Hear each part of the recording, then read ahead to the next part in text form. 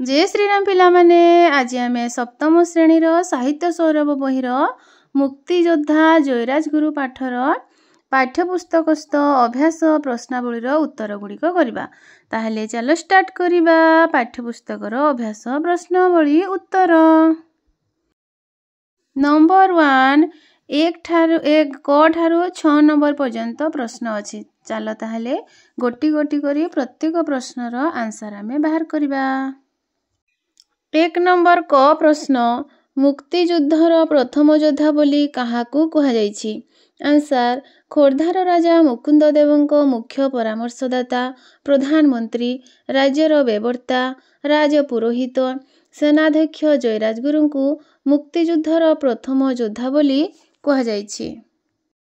ख नंबर प्रश्न जयराज गुरु केबे ओ केउठारे जन्मग्रहण करथिले।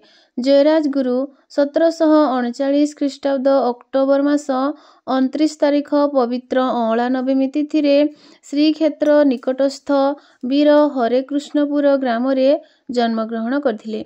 ग नंबर प्रश्न स्वाधीनता संग्राम रे भाग नेई कौन करबाकू पड़ुथिला। स्वाधीनता संग्राम रे भाग नेई विदेशी आक्रमणकारीଙ୍କ हाथरू देश मातृकाकू रक्षा करिबा पई निज जीवन को विसर्जन करबाकू हेउथिला। निज जीवन ठारू देशर स्वाभिमान को बड़ बोली भाबिबाकू हेउथिला एवं समय पड़िले हसी हसी मृत्युवरण करबाकू पड़ुथिला। घ नंबर प्रश्न किए शासन करुथिबा बेले इंग्रेज माने ओडिशा को आगमन करिथिले। आंसर मरहट्टा माने शासन करुथिबा बेले 1803 मसीहा रे इंग्रेज माने ओडिशा को आगमन करिथिले। व नंबर प्रश्न जयराज गुरुଙ୍କ पिलाबेଳ किपरि कटिथिला। जयराज गुरु थिले जन्मरू वीर। शुणा जाए जे कालिया घोड़ा तांकू पिंडा तळकू खसी पड़िबा बेले अटकाई देइथिला एवं सही दिन ठारू से कालिया घोड़ा बेकरे ओहଳି खेलिबाकू भल पाउथिले। रक्षणशील परिवेश रे बढ़ी पिलादिनु से बाल्य शिक्षा सहित पारंपरिक शास्त्रादि रे निपुणता अर्जन करिथिले। च नंबर प्रश्न इंग्रेज माने जयराज गुरुଙ୍କୁ सेनाध्यक्ष पदरू हटाइबा पई की प्रकारर योजना करिथिले। आंसर इंग्रेज माने जयराज गुरुଙ୍କୁ सेनाध्यक्ष पदरू हटाइबा पई प्रथमे तांको विश्वस्त शंभु भारतीଙ୍କୁ बंदी कले। परवर्ती समय रे खोर्धा राजगुरुଙ୍କୁ जयराज गुरुଙ୍କୁ सेनाध्यक्ष पदरू हटाइबा पई प्रवर्ताइले। पुनश्च इंग्रेज विरोधी षड़यंत्रर मुख्य नायक भावे जयଙ୍କ विरुद्धरे गुप्त मंत्रणा कले ओ खलनायक स्वार्थपर चुगुलिया तोषामदिया मानक सह कुमंत्रणा जारी रखिले। 6 नंबर प्रश्न खोर्धार बरुणेई पहाड़ किपरि स्वाधीनता संग्राम रो मुकसाखी। आंसर खोर्धार बरुणेई पहाड़ निकटरे थिबा मुकुंद प्रसाद जेमादेई पोड़ासाही अंचल रे सैन्य छाउणी सजाई इंग्रेज माने युद्ध पई प्रस्तुत होइथिले। मात्र जयराज गुरुଙ୍କର गोरिला बाहिनी सेथिप्रति भ्रूक्षेप न करी पहाड़ उपरू अग्निवर्षा परी सर निक्षेप करी शह शह इंग्रेज सैन्यଙ୍କୁ धराशायी କରିଥିଲେ। घमाघोट युद्धरे बरुणेई पहाड़ कंपी उठिला। खंडायत वीर माने सिंह परी गर्जन करी युद्ध कले। पाइक माने खंडा तलुआर धरी इंग्रेज मानଙ୍କୁ आक्रमण कले। जेहेतु खोर्धार बरुणेई पहाड़ निकटरे एही युद्ध होइथिला सेथिपाई बरुणेई पहाड़ ही स्वाधीनता संग्रामर मुकसाखी थिला। 2 नंबर प्रश्न 2 बा 3टी वाक्ୟରେ उत्तर लेख। क जयराज गुरुଙ୍କୁ मुक्तियुद्धर प्रथम योद्धा बोली काहींकी कहा जाइछि। आंसर 1803 मसीहा रे इंग्रेज माने मरहट्टा शासनाधीन ओडिशा को दखल कला बेलकू खोर्धा थिला स्वाधीन राज्य। सेही राज्यर राजा मुकुंद देवଙ୍କର मुख्य परामर्शदाता, प्रधानमंत्री, प्रधान सेनापति थिले जयराज गुरु। से प्रथमे इंग्रेज मानक विरुद्धरे संग्राम करी इंग्रेज विरोधी चेतना सृष्टि करिथिले।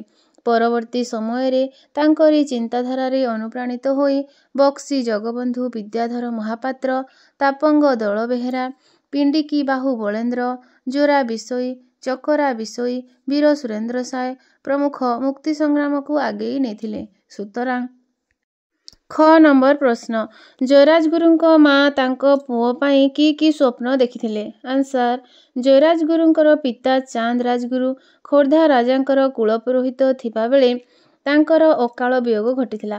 ଏହି ପରିପ୍ରେକ୍ଷୀରେ ଜୟରାଜଗୁରୁଙ୍କ ମାଙ୍କର ଇଚ୍ଛା ଥିଲା ଯେ ଜୟୀଙ୍କୁ ବିବାହ କରାଇ ଘରକୁ ବୋହୂଟିଏ ଆଣିଲେ ତାଙ୍କର ଦୁଃଖ ଲାଘବ ହେବ। ପୁନଶ୍ଚ ମାଙ୍କ ଇଚ୍ଛା ଥିଲା ପିତାଙ୍କ ପରେ ଖୋର୍ଦ୍ଧା ରାଜଗୁରୁଙ୍କର ରାଜଗୁରୁ ପଦବୀରେ ଜୟୀ ଅଧିଷ୍ଠିତ ହୁଅନ୍ତୁ। ପୁଅ ପାଇଁ ଜୟୀଙ୍କ ମା ଏହିଭଳି ସ୍ୱପ୍ନ ଦେଖିଥିଲେ। ଗ ନମ୍ବର ପ୍ରଶ୍ନ, ଶମ୍ଭୁ ଭାରତୀ କିଏ?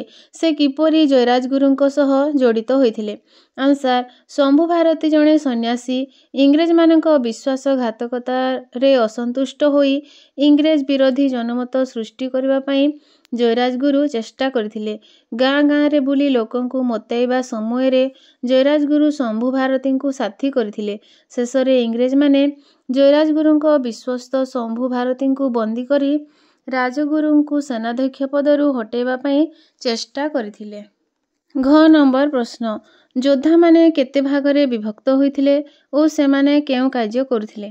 ଆନ୍ସାର, ଇଂରେଜମାନଙ୍କ ବିରୁଦ୍ଧରେ ସଂଗ୍ରାମ କରିବା ପାଇଁ ସୈନ୍ୟମାନଙ୍କୁ ମୁଖ୍ୟତଃ ପଦାତିକ, ଅଶ୍ୱାରୋହୀ ଓ ଗଜାରୋହୀ ଭାଗରେ ବିଭକ୍ତ କରାଯାଇଥିଲା। ପୁନଶ୍ଚ କୁଶଳୀ ଯୋଦ୍ଧାମାନଙ୍କୁ ଜୟରାଜଗୁରୁ 4 ଭାଗରେ ବିଭକ୍ତ କରିଥିଲେ।